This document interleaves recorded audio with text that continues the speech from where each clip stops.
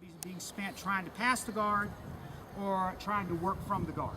So you're going to have to learn to deal with the guard.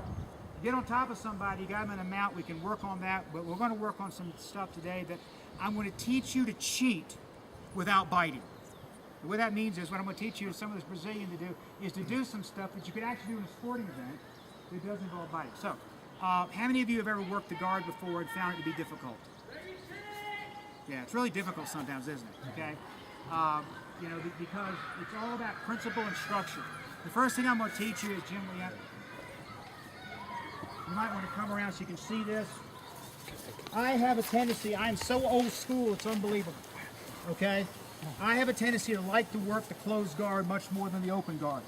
Back in the day, we did a lot from the closed guard and only opened it to either sweep or submit. That's all I was going to do. So what we're going to do here now, and remember, Jiu-Jitsu is all about structure. His job is to base up on me and keep me flat. If he can keep me flat, I can't move my hips, I can't put him in an arm bar, I can't triangle choke him. So his job is to keep me down. My job is to break his structure down and keep him down here. You see what I'm saying? So we both have a job, but they're both different. But what I'm going to do is teach you how to do something here. It's called the Great White. This arm's going to come underneath here and into the crook of his arm. You're going to grab your bicep and you go behind here. Now here's the cute thing about this. I love this. I'm going to use no strength. Go ahead, try to get away.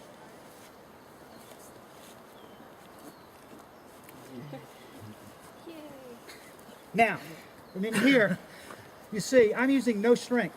He's burning his pot. All right, you need that? You need a break. Okay.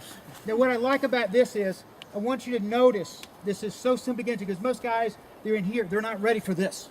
Because no one's seen this. Is very unusual. You don't see much of this. And notice his head.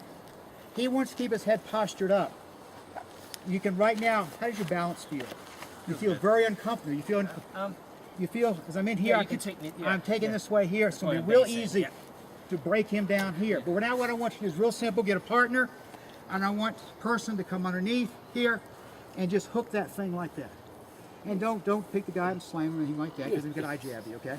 But what I want you to do is just see that grip inside the arm and here. And always don't lay your head on the mat. I start my jiu-jitsu training with 2 minutes front planks on my front core, a minute on each side plank, then 50 roller wheels, and then 6 inches for my feet for a minute.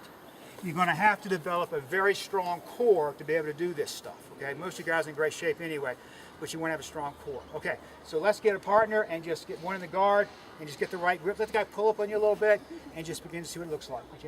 Someone is caught in your guard, the very first thing they're taught to do is to start to pass. That's what they're taught to do. They're not going to be waiting. They're in your guard. Every good jiu-jitsu guy starts to pass right away. That's what's in there. That's what they're trained to do. So as soon as you trap that arm, and when you bring it across your body just a little bit, you've broken his structure down just a little bit. You'll find that his head's not quite balanced. He's a little bit uncomfortable. She's a little bit uncomfortable because all of a sudden they're supposed to post and structure up, and they can't because their arm's bent and they're low. And so that's all we're doing. The first thing we're doing, Sifu has said this time and time again, you first take their heart or their mind, then you take their body. So what we're doing is, first off, we're crawling deep into their head. We're taking them out of their game, all because I've gripped them in a way they can't get out of, and now they're not in their game. Now they may struggle, and you may have to disengage it and hook behind their head. If you hook behind their head and they want to bring you up, let them do it. Jim here. So if I'm in here with Jim, I've got him in the Great White, oops, sorry, and I'm in here like this real tight, and he's coming up, and maybe all of a sudden I think I'm losing it. I hook behind, and I'm going to get real tight to him. I'm breaking his structure. This is why you've got to have the ab strength. I brought him back down, and now I'll be back into ground zero again. I'm wearing this guy down.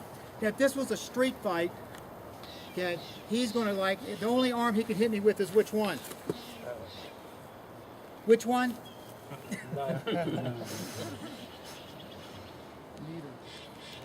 He's got troubles all over the place because he's way out of balance.